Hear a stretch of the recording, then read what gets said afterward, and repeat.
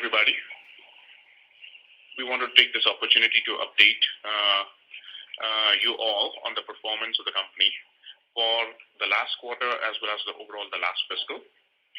GREAVES Cotton reported 11% growth in revenue for fiscal year 19 at 1988. EBITDA for the year grew by 8% from 275 crores from the previous year of 255.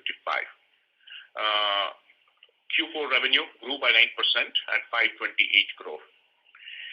Key points to notice in terms of the new business growth levers, our foray into clean tech, GREAVES retail now being more than 300 plus stores and growing. The service base for GREAVES Care crossing the 1 lakh service milestone. Ramping up of the multi-brand spares portfolio, the 3-wheelers and now in recent times the 2-wheeler. Diversification from the automotive to the non-automotive engines as well, and entry into new geographies and customers. So I now hand it over to our CFO to take you through the financial results in more detail. Thank you, Nagesh.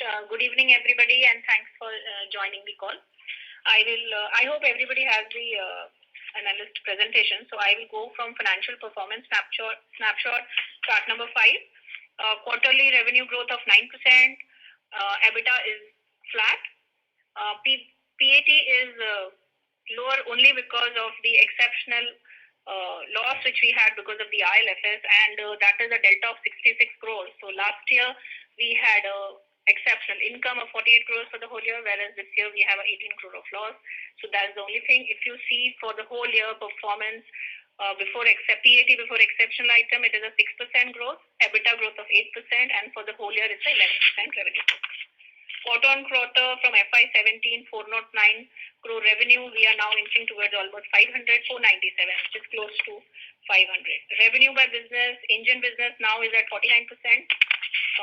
Aftermarket is 24% and others is 26%. Others include genset and agri. At the request of everybody, this time we have put up all the volume numbers. So I think that can be read. I'm not reading the numbers here. Financial results for the quarter. Same 9% growth, 70 crores of EBITDA for the quarter. And as I explained earlier also, it is only because of the exceptional loss which we have booked for the ILFS. Effective tax rate is better than last quarter, which is at 30.9 versus 31.4. For the whole year, 11% revenue growth, 8% EBITDA growth, and 6% PAT before exceptional, delta of 66 crore in exceptional items. And then I can explain the consol versus standalone. We had ampere results clubbed into our consolidated financials. So October to March, the loss was 3.5 crore.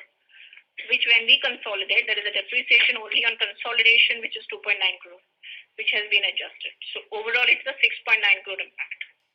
But actual loss is 3.5, our share is 2.4 crore. So whatever you see, it's only a book entry, which is depreciation on consolidation, because we have accounted goodwill basis PPA, purchase price allocation. I now open the forum for question answers. Thank you. Ladies and gentlemen, we will now begin the question and answer session. Anyone wishing to ask a question may please press star and 1 on your touchtone telephone. If you wish to remove yourself from the question queue, you may press star and 2. Participants are requested to use handsets while asking a question. Ladies and gentlemen, we will wait for a moment while the question queue assembles. The first question is from the line of Ashutosh Tiwari from Equirus. Please go ahead. Hello. First question is on aftermarket sales. If I look at FY18 presentation, we had mentioned that aftermarket is 25% of sales. And FY19 we mentioned 24% of sales. So has the growth in aftermarket been lower than the average sales growth of the company? Yes, it has been lower. Slightly lower. So is it like 9-10% growth that we see in aftermarket despite the expansion of GREAVES Care outlets? So the quarter 4 was a slower quarter for us because of the liquidity stocks with the distributors, etc.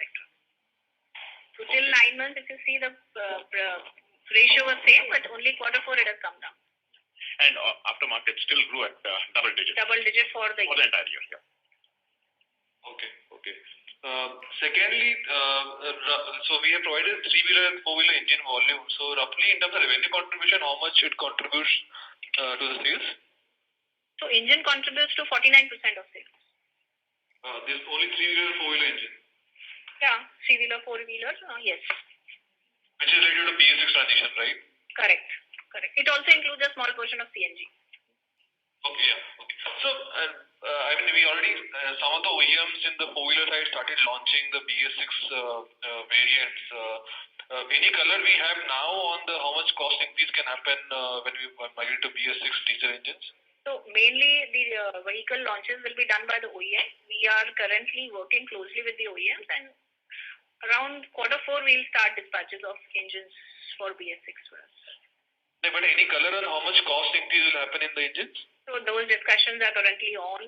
As and when we conclude, we will come back to you. Also, currently what happens, our base is ready. Now we are working towards modification for the respective OEMs. So basis that the costs will undergo changes. Okay. So which I think maybe in next 2 quarters we should be able to let you know.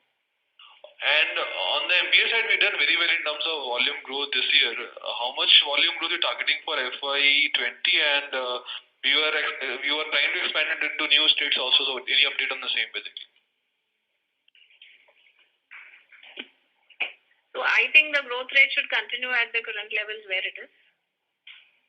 So, that's a 3x jump in volume. Yes, so I think we are looking at that kind of. Lastly, CapEx guidance for FY20? 75 crores. Okay, thanks a lot. Thank you. Ladies and gentlemen, in order to ensure that the management is able to address questions from all participants in this conference, please limit your questions to 2 per participant only. The next question is on the line of Bharat Kanani from BNP Sharekhan. Please go ahead.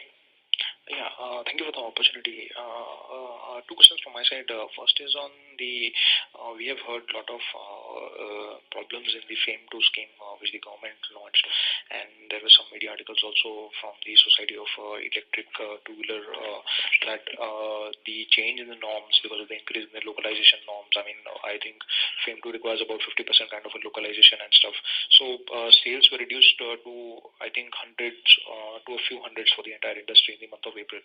And so what is your take on that, and how will you be able to cope up with this? I mean, what is your plan as far as if you want to meet the subsidy thing and you want to localize stuff? So what is your roadmap on that? So any color on that would be helpful. Sure. At the outset, we appreciate the FAME 2 scheme from the government, because if you look at it, right, from the medium to long-term perspective, the base is widened now from 1 lakh two-wheelers to 10 lakh two-wheelers. Point number 1. Clearly, like you said, the localization of parts is at 50%, but we look at that as something that we were already working on. We had designs. Now we are working with suppliers. So the goal is, at the end of the day, we believe this is at a nascent stage, and we are working with suppliers in terms of getting the right scale and the right cost and localize it, working with the industry. So we believe longer term in terms of Make in India, and the fact that GREAVES Cotton has always believed in Make in India, that it would be the right thing. Short term, you're right. I think there some of with the FAME 2 registration and some of the other stuff we will have to go through kind of the localization faster. But we look at that as an opportunity, and like the CFO already said, we are bullish on this sector. The reason why we are saying that is both from a low speed as well as the high speed, that we are playing in both the sectors.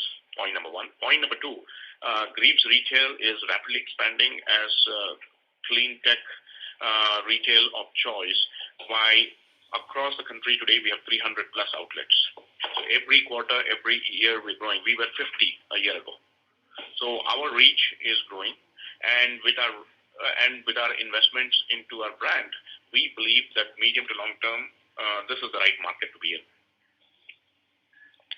But near-term glitches, I mean, to meet with the localization norm, how much time will it take as per your estimates?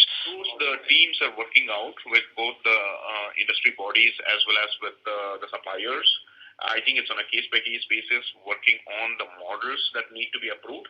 So I would not like to comment on that in general, but rest assured that our intent is to continue on the growth path and continue the localization and accelerate that, yeah. And just to add, the government will also be giving relaxation for 3 to 6 months. So they are open for that.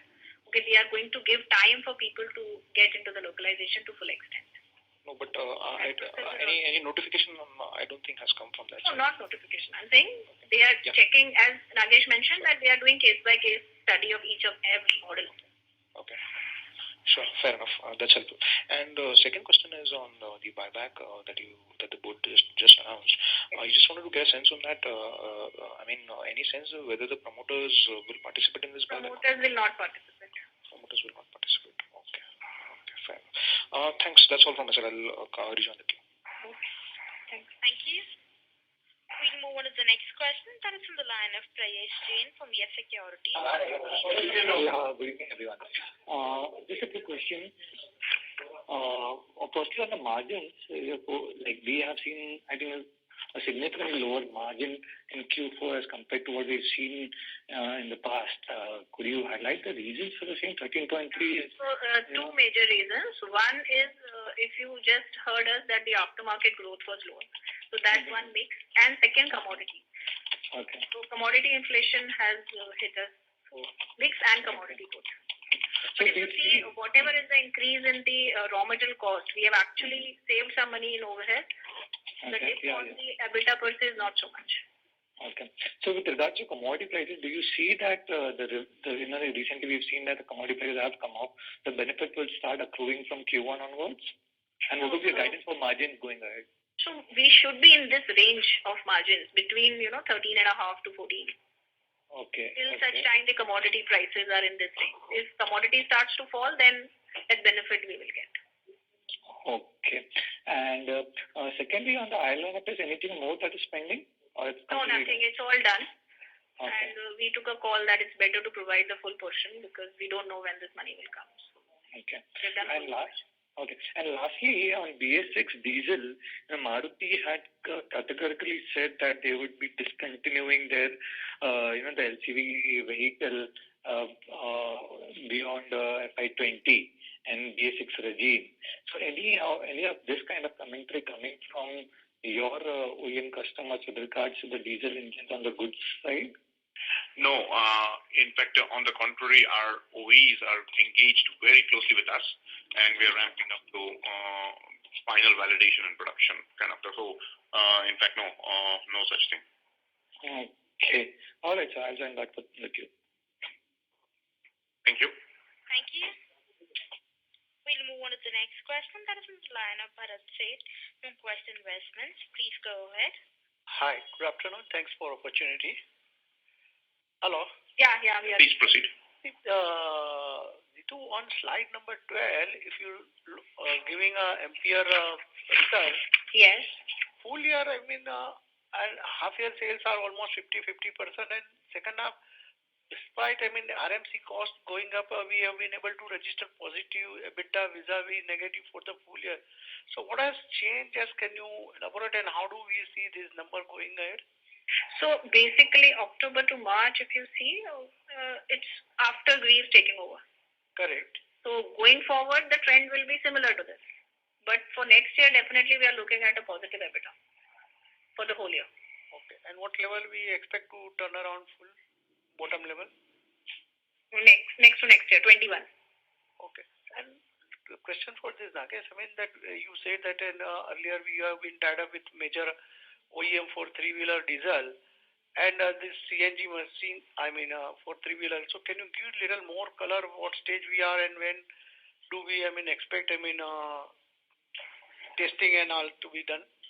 Yeah. So I think like it was mentioned earlier, the validation or the beta engine validation is in progress along with the vehicle and adapting our engine to various OE applications, right? And so we are on track in terms of the OE launch. The OEs decide when they want to launch it. So that is on track. And I think as and when we have more clarity from the OE side, we'll obviously share with you as appropriate. On CNG side, I mean, any update? I mean, when do we I mean, you said that engine, Neetu said that it includes some CNG sales also. Yes. So how is the first time in a report and on the ground, and how do we look at this number? I mean, going ahead. So fair enough. So let me take this, and if later maybe the CFO can also jump in. First things first, the CNG business, right, where we have the 4XX CNG engine, which is a wide-bodied engine, has more than doubled in the last 12 months versus the previous year, right? So engine volumes on the CNG side for the wide body has grown more than double, obviously a smaller base, but the important thing is that is a new area based on the CNG growth is continuing to grow month after month, point number one. On the associated side, we also work with our aftermarket and our 5,000 outlets to have CNG spare parts also available. So it's not just engines, it's also the spare parts and the service that's available now, right? So we are looking at this from an ecosystem perspective. Okay. Point number 3 is the Crest, which was our newer engine that we are working. Glad to report that we are getting into customer demos, and then the value proposition that we have talked about, 25+% fuel efficiency, is now being demonstrated on Indian vehicles, meaning Indian 3-wheelers with our engine, and on Indian roads in real world conditions. So it's no longer on a chassis dyno, it's more on real world. So I think their OEs are talking to us on the small CNG, which is the 2XX, right? Correct. So that's kind of where we are. I mean, we clearly believe CNG is where newer and immediate opportunities are there between now and the next couple of years as the infrastructure grid expands in CNG across the nation. So, and we are kept seeing that growth coming quarter after quarter. And have you tied up any OEM for that CNG or? For the new CNG, no. Like I said, the customer demos are ongoing. Positive feedback, but no lock-ins yet. And for diesel 3-wheeler, we have tied up with all OEM, I mean, who are currently operating except Yes. Bajaj? Yeah, all 100. Okay, great. Thank you. Wish you all the best. Thank you. Thank you. The next question is from the line of Ashutosh Tiwari from Equirus Securities. Please go ahead. Yeah, hello. So last time we discussed that basically we had 75 outlets of MPR outlets essentially, and we are trying to tap that these care centers also were selling MPR vehicles. So any update on the same, how that progressed over the last quarter? So basically, Ampere alone is now 120, but what we are also doing is we are integrating all the retail outlets today. So today we have 300 plus, which is selling. Some are selling all the three, which is the Ampere scooters, the e-rickshaw, and service spares and service, whereas some have only Ampere. So over a period of time, this entire thing will become GREAVES retail person, which will have all the things. So out of 300, you're saying 120 selling MPR also? Yeah, today exclusive Ampere is 120, but over a period of time, all the 300 will sell Ampere. Okay. So the 75 in third quarter has gone to 120 now in one quarter? Yes, because some of the retail or the service centers which we had have started to sell Ampere scooters. Okay. And we said that we plan to break even in FY21 at PAT level or 20? 21 at PAT level. PAT level. Okay. So there is a finance cost also there, right? Sorry? There is a finance cost also. So that is why it will be in FY21. Okay, so including depreciation charges because of goodwill and finance cost both. Yes, correct. Okay. And lastly, on the pump set, I think we've seen also 25% growth in the current quarter. So does that include electric pumps also, or is only the normal? It includes electric pumps. So roughly what will be contribution of electric pumps in that? Electric pumps as a number is high actually, but exact numbers I don't have. You can call me, I can give it to you. Sure. And dealers have declined sharply. So is it because last year we were just putting up inventory, that's why? that is one reason. Another reason, the liquidity issue in the market. Market is also having stress. So liquidity with farmers. Overall, so if you see the others also, the growth has not been there for the killers. Okay, so I mean, have we seen some? But we have actually gained market share. Okay, in fourth quarter as well, or for the full year? For the full year. Okay, and tailors basically, I think maybe so in April also you're seeing the same kind of stress that we saw in March quarter, or things are improving now? I think till elections, the stress will continue, is what we are seeing. Okay, thank you. Thank you. The next question is from the line of Shriman Dudia from Unifi Capital. Please go ahead. Yeah, thanks for the opportunity. So coming back onto the FAME-2 policy, there has been a subsidy change as well in the two-wheeler electric vehicles. Has there been any change in the vehicle pricing from April? Please come again on the full question on the FAME-2. Yeah, so there has been a change in the subsidy level as well, right? Has the pricing for the two-wheeler electric vehicle changed from April? Yes. So we are working on the proposal, and there will be some change in the pricing of the vehicles. So far, no changes have been made. So far, no changes have been made. Okay. Thank you. Thank you. The next question is from the line of Parth Kotak from Keynote India. Please go ahead. Hi, good evening, Maran. Ma'am, I would like to know that all our Ampere sales are B2C, right? Even the e-rickshaws that we are doing right now? Very small portion is B2B as of now. But we are going for future, we are definitely going to increase our forte into B2B as well.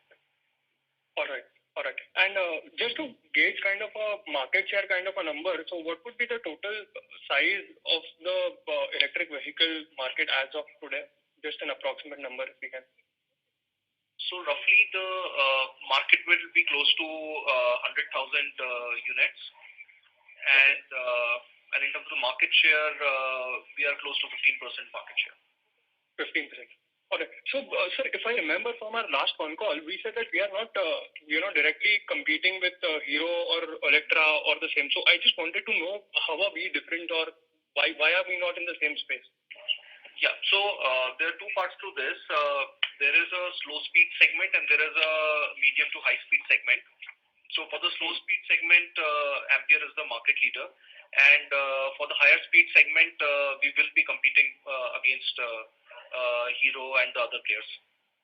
All right. But even in the slow speed segment, these guys are present. It's not that these guys are not present, right? I mean, we do have competition from Hero and others. Yes, there is competition, but the play of Ampere is much larger in those areas. Got it.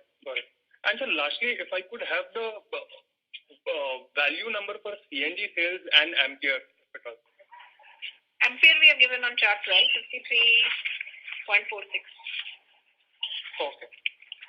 And CNG? CNG, I don't remember offhand, but we can, yeah. All right, definitely. That would be all from my side. Thanks a lot. Thank you. The next question is from the line of Riya Mehta from Anand Rathi. Please go ahead. Riya, your line is unmuted. Please go ahead. Hello. Yeah.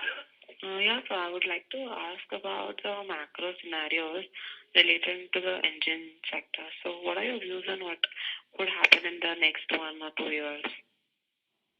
And how is the market space growing? So on the macro side, in terms of the industry, in the first half, we expect certain strain on the market, but H2 post Diwali, we expect it to be better. There is a change in terms of emission norms which is coming up next year, BS6. So that will have some impact on the market. But overall, the story of the engine segment, we feel remains strong.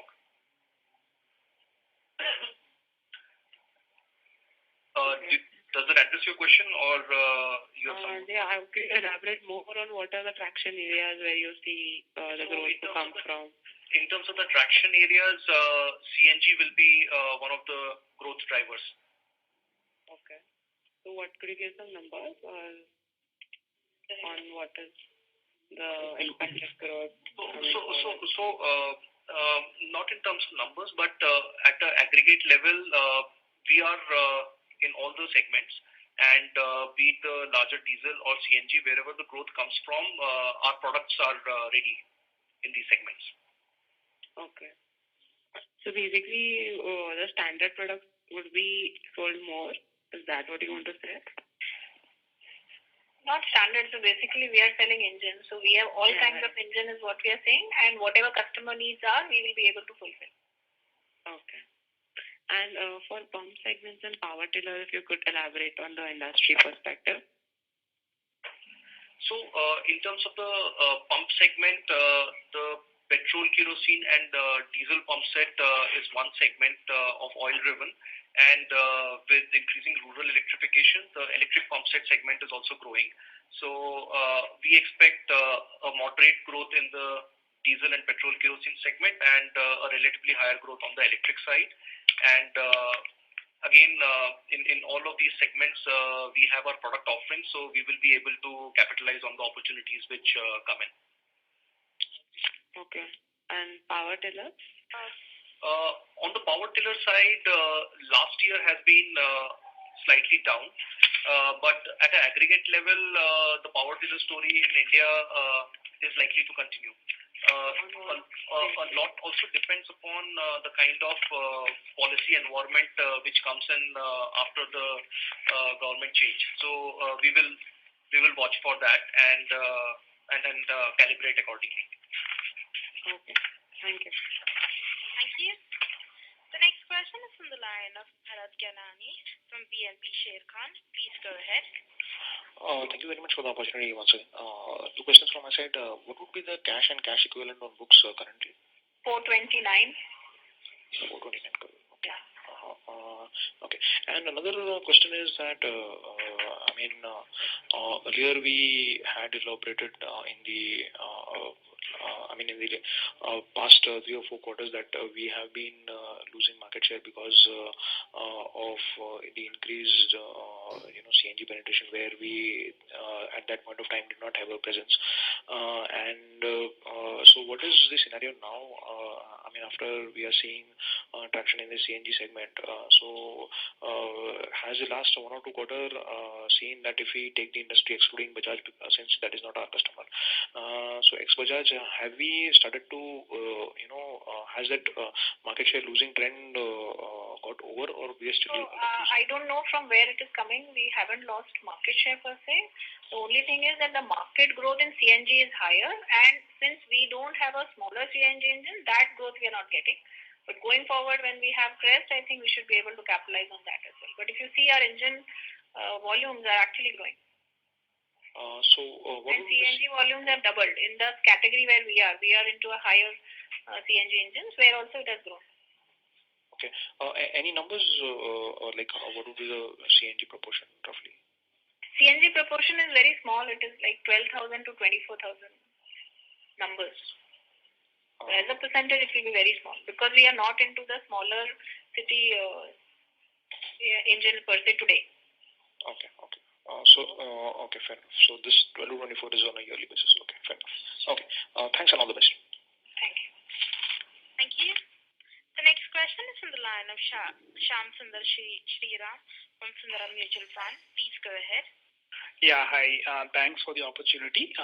So my question is around the single-cylinder diesel engine. In terms of technological complexity, is it very challenging to transition to BS6 in the single-cylinder platform? And added to that, given major changes when BS6 happen in the after-treatment system, will the engine have to undergo major changes per se when we transition to BS4 to BS6? Yeah, so in terms of the technology, we are already ready with the technology, and during the initial trials, the engine is already meeting the BS6 norms, and now we are working with our OEMs in terms of the advanced validations, and we expect to be on time with the product launch. Yes, sir. So my other question part is, given major changes, if you have to categorize between the changes that happen in the engine and the overall, including the after treatment, would you agree that a majority of the changes during this transition happen in the after treatment? So it would be it is depending on the vehicle category works on both sides, and it's a joint partnership between us and our OEMs in terms of identifying the right technology parameters and working towards delivering a integrated solution. Okay, okay, thank you, sir. Thank you. The next question is from the line of Varun Agarwal from BOI AXA Mutual Fund. Please go ahead. Hello. Most of the questions have been answered. So just if you view on BS6 in terms of the product development, the cost increase in the overall engine, if you can elaborate on that for the industry level as such. So as of now, as I said, our platform is ready. We are working with each of the OEMs for their specialized engines. So the cost we will be able to give you a color only over next quarter or so, because as of now the BOMs are not finalized. Increase will definitely be there, but how much we cannot tell you now. And in terms of the agri portfolio, so what is the strategy there? How we are looking at that segment as such, and what are the plans for that? Yeah, so in our agricultural segment, we already have a strong position on the oil pump sets market, both the petrol, kerosene, and diesel.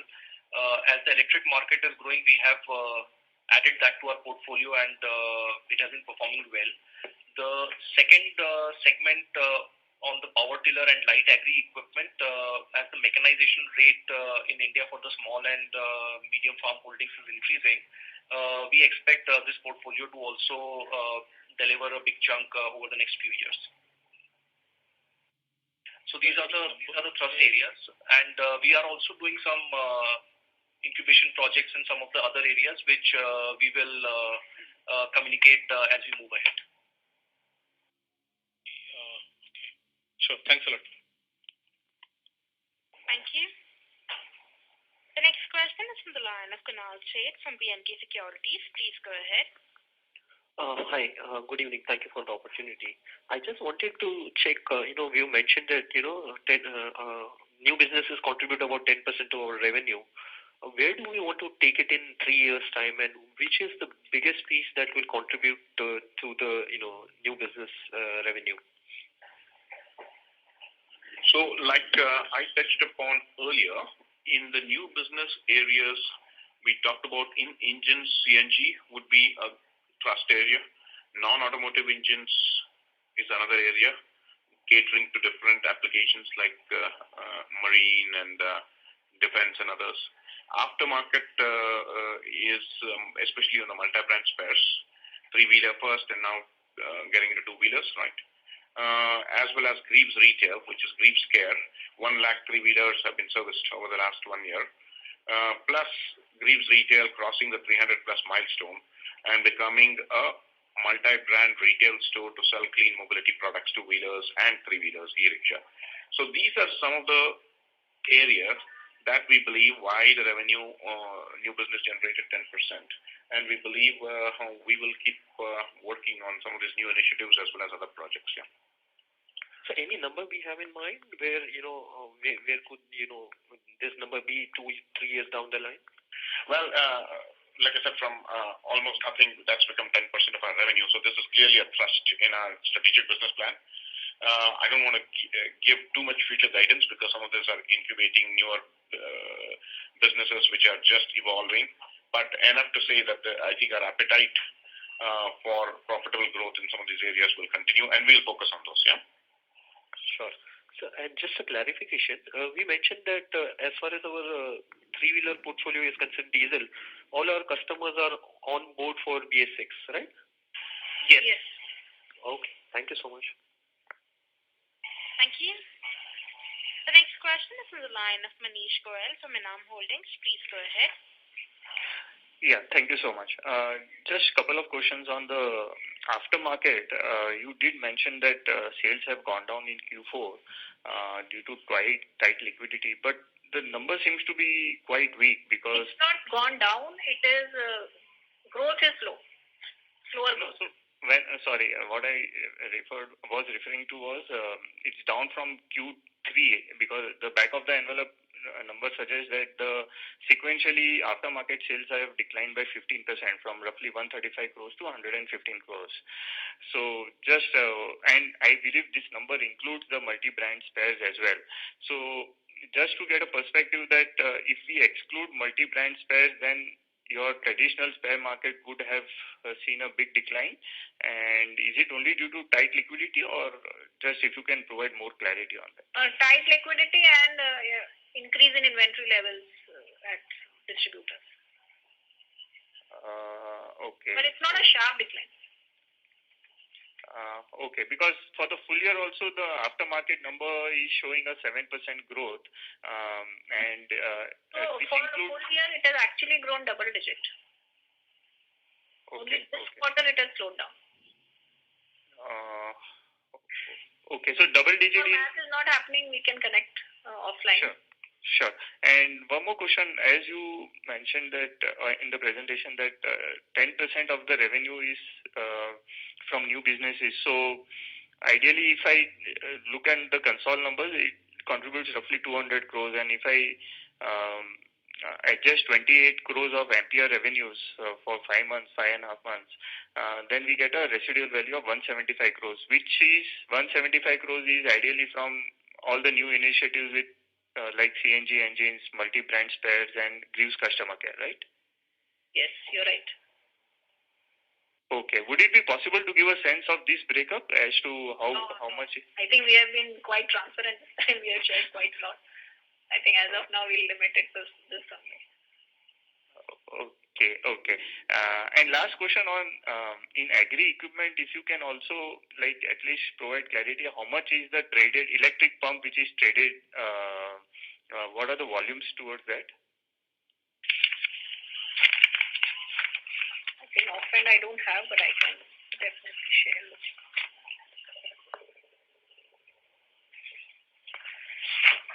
We can connect offline. Okay, fine. Thank you so much, ma'am. Okay.